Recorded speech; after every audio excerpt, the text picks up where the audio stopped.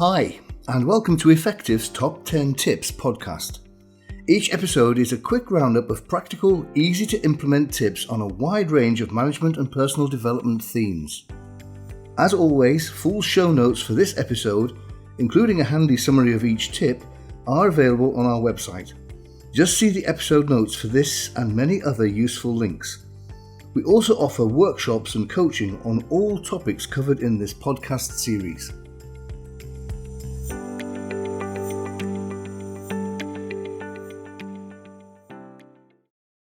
Today's episode is on receiving feedback. Tip number 1. Always say thank you. Acknowledge the feedback and the feedback giver. That's to encourage you to continue to get feedback, because when you get feedback, it gives you choice.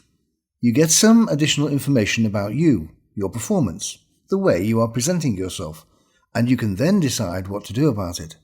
You can take the feedback seriously and decide to take some action based on that feedback, or you can choose to ignore it, put it in the bin. The point is, getting feedback gives you a choice, which you can make decisions about. If you don't get feedback, you don't get that choice. Tip number 2. Avoid defending or justifying. If you respond in a defensive or aggressive way, it will probably discourage the feedback giver from continuing to give you feedback. Whilst that may seem initially attractive if the feedback is in any way critical, it actually reinforces tip number 1, that it's more likely to lead to the giver giving up feedback that might be helpful. So don't justify, don't defend, don't explain. Just take the feedback as it is. Tip number 3. Ask for clarity.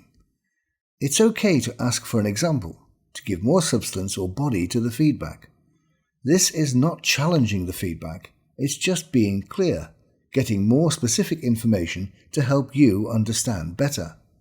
This is crucial if the feedback is vague. Tip number 4. Don't reciprocate or fob it off. If the feedback is positive, don't feel the need to reciprocate or equalize with something positive in return. It can devalue the feedback because it then becomes almost a game. They've given you a compliment, so you have to give them a compliment in return. You feel you have to equalize the feedback, but there is no need, and the other person doesn't expect it. They aren't fishing for their own compliment. Just accept the feedback as a gift, something pleasant and helpful, and don't feel the need to reciprocate or pay it back. But equally, don't brush it aside. Don't put yourself or the feedback down by, for example, saying, "Oh, it's nothing," or "I was just doing my job." That may well be your natural humility and your discomfort with being complimented, but if somebody genuinely wants to give you credit, and they see that in doing so it's making you uncomfortable, they may be reluctant to make you uncomfortable again. So don't make it difficult for the feedback giver. Tip number 5. Seek corroboration if necessary. If you are unsure how valid the feedback is, then by all means seek corroboration from another party. Go to someone whose views you can trust. Maybe you need to explain that you want some honest feedback. Explain that you've already had some feedback and see if you can get somebody else's second opinion. Tip number 6. Recognize responsive feedback. Keep your eyes and ears open, because we get feedback all the time. Feedback doesn't have to be direct and verbal. I do a lot of teaching, and you can usually tell if the class are engaged or attentive or not. That's feedback. So keep your eyes and ears open, because other people's behavior will give you some indication of how you're doing. Tip number 7. Acknowledge helpful feedback. If you've had some critical feedback and have thought about it, got over your initial discomfort, and decided that the feedback has been helpful, then go back to that person and thank them. Because the person who gave you critical feedback may have felt they were taking a risk, but they felt you, was worth the effort. This isn't the reciprocity we discussed earlier. This takes place after some initial discomfort has given way to appreciation. Tip number 8. Validate the feedback with action. The best way to show that the feedback you've been given is valid is to act upon it. If, for example, somebody has given you feedback, that you interrupt rather than letting people finish, so that it would be helpful to let them finish. If you think that's a really valid piece of feedback, make sure you don't interrupt next time.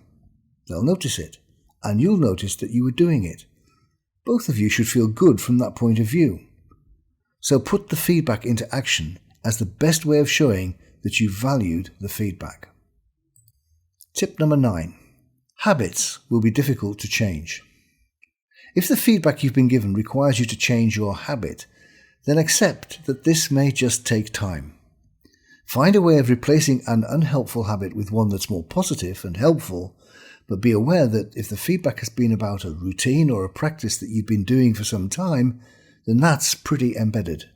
So your intent may be to move forward with the feedback, but the habit may still pull you back. Tip number 10. Be aware of inauthentic feedback. Some feedback you get may just not be authentic. It may not be well-intentioned. And it's not always easy to tell whether it is or it isn't. But there are two main types of inauthentic feedback. Firstly, critical feedback that is not intended to help, but intended to damage you, to make you feel small or inadequate, frustrated or even angry. And of course, you would deal with that kind of feedback in a different way. And secondly, almost as an opposite to that, the other kind of inauthentic feedback is feedback designed to simply flatter you. That's simply an attempt to manipulate your feelings into something more positive, mainly towards the feedback giver, rather than about the nature of the feedback itself. So, be aware of those two extremes of inauthentic feedback.